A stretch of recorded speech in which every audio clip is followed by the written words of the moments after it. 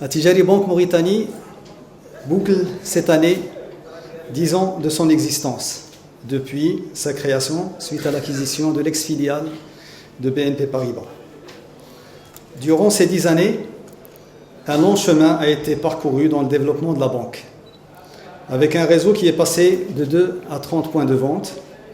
dont aujourd'hui 2 centres d'affaires et 2 agences VIP à Nouakchott et à Nouadhibou, et la présence en dehors de ces 2 pôles économiques du pays,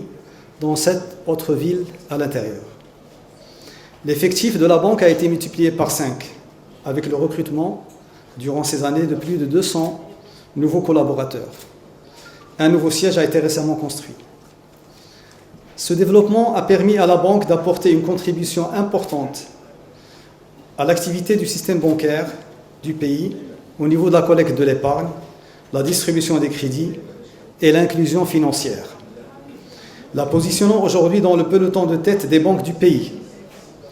Le financement et l'accompagnement de grands projets structurants pour le pays ont été assurés par la banque dans plusieurs secteurs, dans le secteur des télécoms,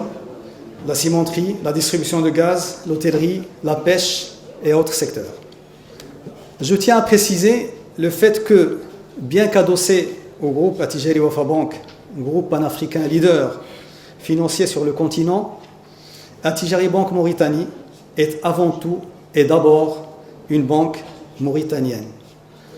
avec 99% de ses employés et de ses cadres qui sont mauritaniens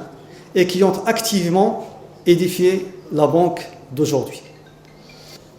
C'est dans ce cadre, et à l'instar de la maison mère et des autres filiales internationales du groupe,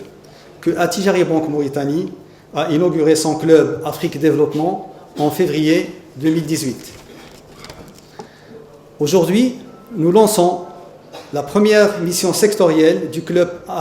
Afrique Développement Mauritanie,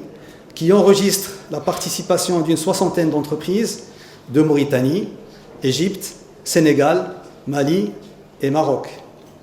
Elle est organisée à un moment crucial dans le développement du pays qui présente actuellement des perspectives très prometteuses bi'idhnillah.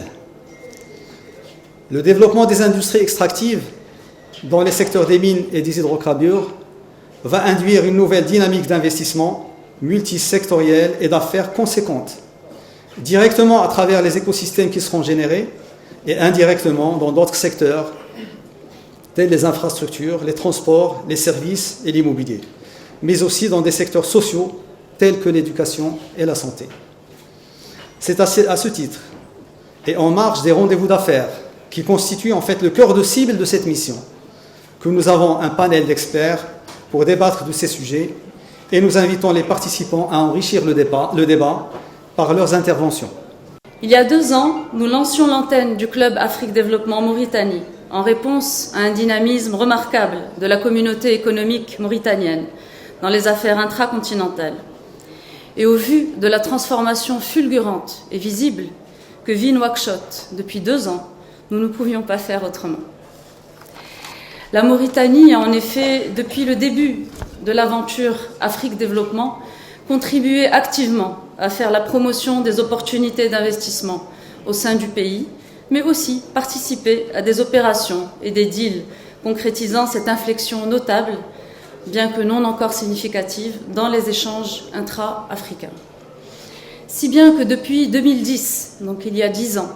nous avons pu faire réunir plus de 10 000 entreprises de 40 pays du continent et des pays partenaires, réalisant plus de 22 000 rendez-vous d'affaires et générant des investissements conséquents un peu partout en Afrique et que nous avons eu le privilège d'accompagner. Donc, c'est vous dire que pour peu d'un accompagnement approprié et d'accès à de l'information de valeur, l'appétit des entreprises africaines pour s'engager dans le développement du continent n'est plus à démontrer, et ce, en dépit des obstacles, parfois immenses, qui se dressent encore entre les différents pays et que, je suis sûre, vous connaissez très bien. Le coût, la logistique, la réglementation, le transport, la langue et bien d'autres obstacles. Alors imaginez ce que seraient les possibilités d'investissement, de création de joint ventures, de deals, d'emplois, de valeurs, sans ces obstacles. À la veille de l'entrée en vigueur de la zone de libre-échange continentale prévue pour juillet de cette année, quelque chose me dit que la réalité dépassera très bientôt notre imagination. En souhaitant bon vent aux travaux de cette 20e mission multisectorielle, je vous remercie de votre attention.